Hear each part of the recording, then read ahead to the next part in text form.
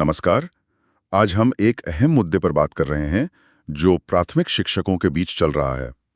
हमारे पास कुछ अंदरूनी संदेश हैं शिक्षकों के, जिनसे पता चलता है कि एक हालिया ट्रांसफर लिस्ट को लेकर काफी कह सकते हैं बेचैनी है। जी हाँ, बेचैनी और कई सवाल भी। बिल्कुल। तो मुद्दा यह है कि क्या ये जो लिस्ट है ये नियमों के हिसाब से बनी है, और क्या टीचर्स एसोसिएशन मतलब शिक्षक संघ उनकी आवाज सही ढंग से उठा रहा है। आज हम इन्हीं संदेशों के जरिए शिक्षकों की जो असल चिंताएं हैं, उनके सवाल हैं और वो क्या चाहते हैं, इसे समझने की कोशिश करेंगे। तो चलिए शुरू करते हैं।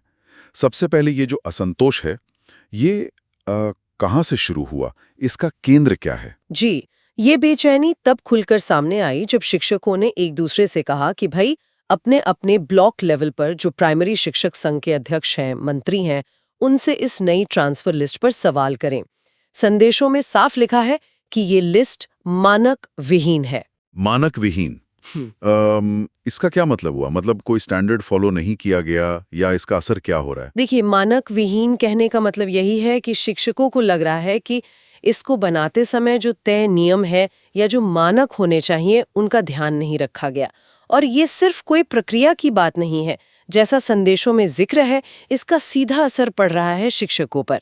कैसा असर? उन्हें मानसिक और यहाँ तक कि आर्थिक तनाव भी महसूस हो रहा है।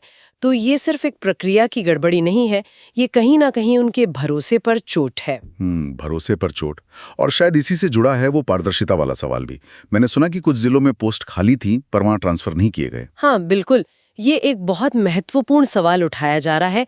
संदेशों में पूछा गया है कि भाई जब 5 खास जिलों में पद खाली दिखाए गए थे, तो वहां ट्रांसफर क्यों नहीं किए गए? ये बात तो सीधी सीधी पूरी प्रक्रिया में जो स्पष्टता होनी चाहिए, जो पारदर्शिता होनी चाहिए, उसकी कमी की तरफ इशारा करती है। सही बात है। और इससे शक पैदा होता है कि क्या सबके साथ एक जैसा बर्ताव हो रहा है। तो एक तरफ तो ये पारदर्शिता के सवाल हैं, और दूसरी तरफ शिक्षक चाह रहे हैं कि उनकी आवाज ऊपर तक पहुंचे।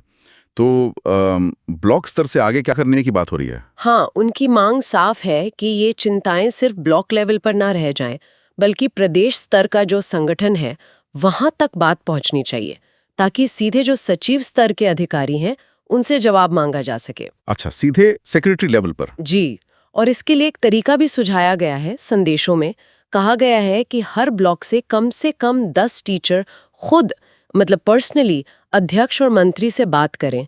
शायद इस तरह से जब कई लोग सीधे बात करेंगे तो नेतृत्व को मामले की जो गंभीरता है उसका एहसास होगा और वो इसे फिर ऊपर उठाएंगे। लेकिन क्या शिक्षकों को ये भरोसा है कि संघ नेतृत्व उनकी बात सुनेगा या उठाएगा?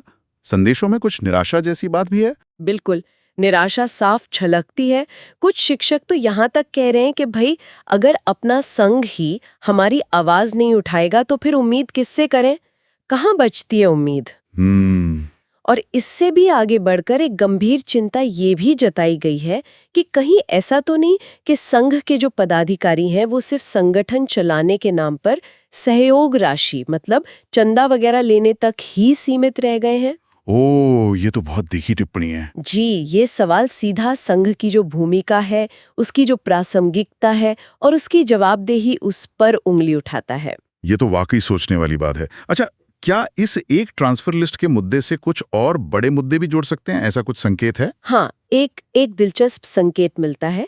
एक संदेश में ये भी कहा गया है कि अगर ये मामला बढ़ता है, अगर तूल पकड़ता है, तो हो सकता है कि जिले में सरप्लस शिक्षकों का जो मुद्दा है। सरप्लस शिक्षक मतलब जो एक्स्ट्रा टीचर्स हैं? जी, बिल्कुल। जो स्वीकृत पदों से ज्यादा शिक्षक हैं, शायद उनकी संख्या का सवाल भी खड़ा हो जाए। तो ये इशारा है कि ये मुद्दा शायद सिर्फ इस एक ट्रांसफर लिस्ट तक ही ना रहे, बल्कि पूरी जो व्यवस्था है, पोस्ट का आवंटन है, टीचर्स की प्लानिंग है, उस पर भी सवाल उठ सकते हैं। तो कुल मिलाकर अगर हम देखें, स्थिति यह है कि प्राथमिक शिक्षकों के बीच एक ट्रांसफर लिस्ट ने काफी उथल-पुथल मचा दी है। वो इस लिस्ट के आधार पर सवाल उठा रहे हैं, प्रक्रिया में पारदर्शिता की कमी पर सवाल उठा रहे हैं, और सबसे अहम अपने ही शिक्षक संघ की भूमिका पर। जी बिल्कुल। अगर मुख्य बातें दोहराएं तो पहली, मानक विहीन लिस्ट से शिक्षकों में मानसिक और आर्थिक तनाव।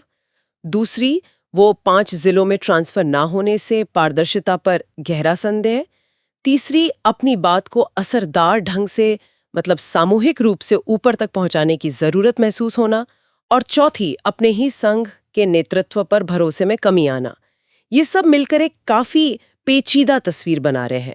हाँ, और यहाँ एक बड़ा सवाल ये भी उठता है सोचने के लिए कि जब किसी भी बड़े प्रोफेशनल संगठन के सदस्य, चाहे वो शिक्षक हों या कोई और, जब वो ये महसूस करने लगें कि उनकी जो जायज़ चिंताएं हैं उन्हें गंभीरता से नहीं लिया जा रहा, तो ये उस संगठन के अंदर जो प्रतिनिधित्व का सिस्टम है, जो पारदर्शिता होनी चाहिए, जो जवाबदेही होनी चाहिए, उसकी व्यवस्थाओं के बारे में क्या संकेत देता है? ये अपने आप में एक बड़ा प्रश्न है।